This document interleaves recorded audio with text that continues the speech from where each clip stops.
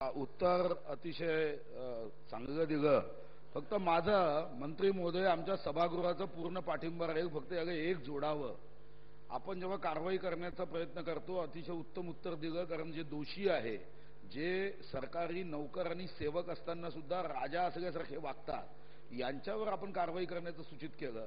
पण हे 6 लक्ष यांच्या चुकीमुळे आता विशेष बाब म्हणून सब कमिटीकडे जावं लागत आहे.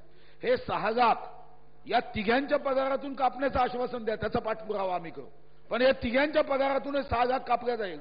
कारण यांना कधीतरी धडा शिकवावा लागेल. नागपूर अधिवेशनामध्ये हा धडा शिकवण्याचा एक संदेश राज्याच्या 17,20,000 कर्मचाऱ्यांकडे पाठवावा आणि असं उत्तर आम्हाला अपेक्षित आहे की यांच्या पगारातून पैसे कापले जाईल.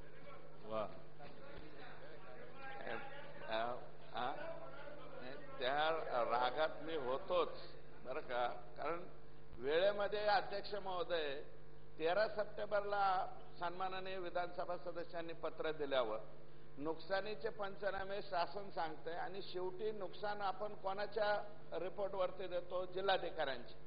तर जिल्हाधिकाऱ्यांकडे रिपोर्टच या लोकांनी पाठवलेला आहे. तर निश्चितपणे आपल्या सूचनेचा विचार करण्यात येईल आणि विशेष बाब म्हणून नुकसान भरपाई अधिकच्या दराने देण्यात येईल.